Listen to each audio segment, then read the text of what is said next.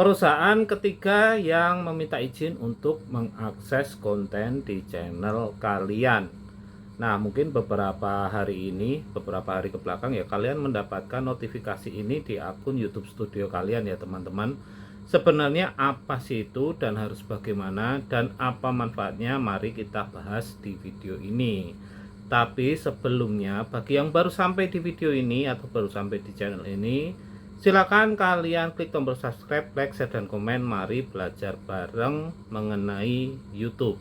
Perusahaan pihak ketiga ingin mengakses konten kamu, dimana ini harus kalian setting dulu, kalian izinkan dulu, baru konten kalian bisa diakses ya teman-teman. Secara default kalian nggak perlu ngapa-ngapain, itu tidak diizinkan. Jadi kalau kalian nggak pengen mengizinkan ya nggak usah kalian apa-apain itu notifikasi. Nah, kalau kalian mengizinkan baru kalian ubah menjadi izinkan atau di allow ya di settingan YouTube Studio kalian teman-teman. Kalau kalian nggak pengen ya udah nggak usah dipedulikan itu ya teman-teman. Nah, itu sebenarnya apa sih? Itu sebenarnya adalah perusahaan pihak ketiga yang ingin melatih atau mengembangkan AI mereka, di mana nanti akan dikolaborasikan dengan konten kalian. Intinya mengambil konten kalian untuk dikembangkan dengan AI perusahaan tersebut teman-teman. Jadi hasil akhirnya atau outputnya itu seperti apa teman-teman? Hasil akhirnya itu tergantung dengan pengembangan AI di perusahaan tersebut, dan tentu saja penyebarannya juga tergantung dengan saluran atau pihak ketiga yang mengambil konten kita teman-teman. Nah, apakah ini aman? Karena belum ada aturan tertulis dari YouTube seberapa banyak penggunaan AI di konten kita, lalu digunakan untuk apa, perubahannya sampai di mana, kemudian penyebarannya berapa banyak, itu belum dijelaskan oleh pihak YouTube.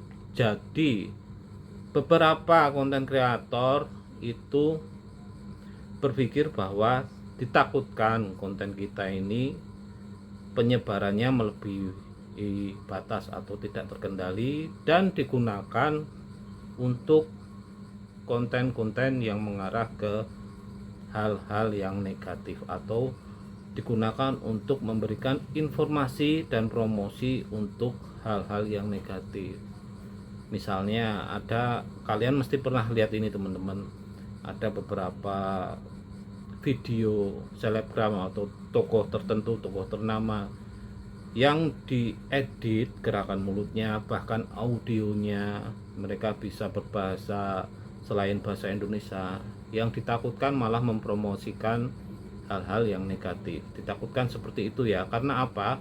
Karena di YouTube belum ada aturan tertulis mengenai hal ini, bahkan mengenai manfaatnya juga belum kita ketahui. Manfaatnya itu apa yang didapat dari konten kreator ketika mengizinkan pihak ketiga untuk mengakses konten kita, ini belum dijelaskan oleh pihak YouTube. Lalu apa yang harus kita lakukan? Apakah kita perlu mengizinkan? Nah, kalau dilihat dari perusahaan-perusahaan yang ada di list, jadi sebenarnya kita bisa memilih perusahaan mana saja yang bisa mengakses konten kita teman-teman. Di list tersebut perusahaannya semua itu valid dan bonafide, tapi ya itu tadi teman-teman, tidak dijelaskan seberapa banyak perubahan atau pengembangan AI-nya, penyebarannya seperti apa, dan manfaatnya untuk kita seperti apa. Itu tidak dijelaskan. Ditakutkan itu tadi digunakan untuk hal-hal yang negatif, memberikan informasi negatif, promosi negatif.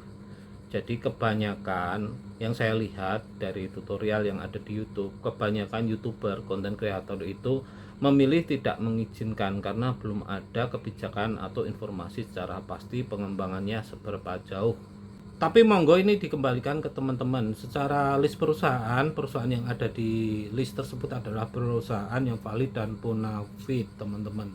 Jadi monggo terserah kalian mau mengizinkan atau tidak. Secara default ketika kalian dapat notifikasi yang saya maksud di depan tadi ya, notifikasi pihak ketika ingin mengakses konten kalian, secara default adalah belum diizinkan.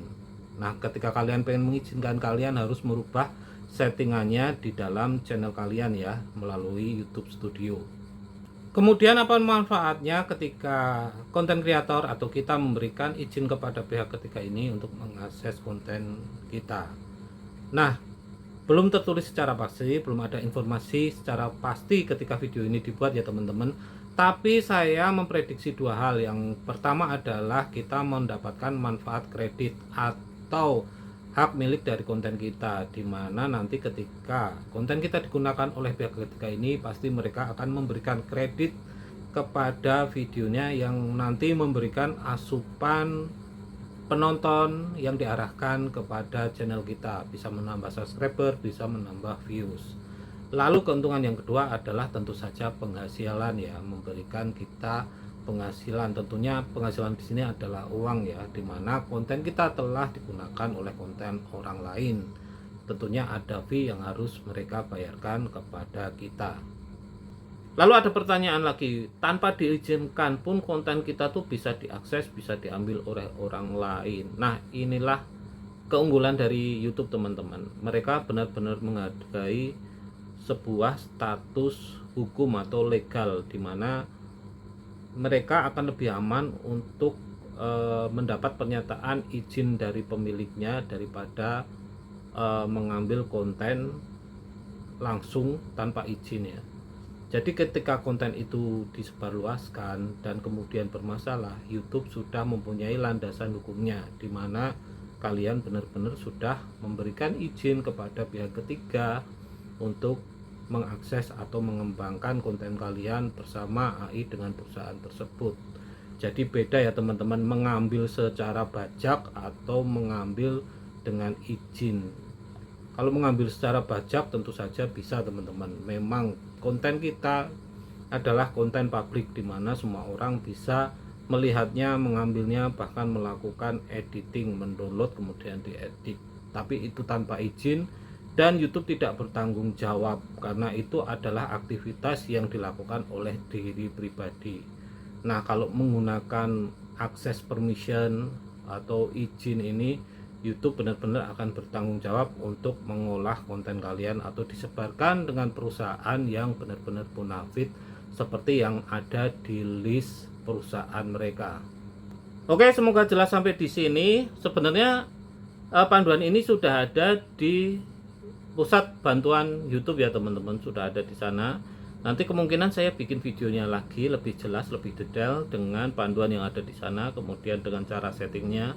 Ini hanya gambaran sementara apa itu pihak ketiga yang ingin mengakses konten kalian. Semoga bermanfaat. Jangan lupa bantu channel ini berkembang dengan cara subscribe, like, share, dan komen.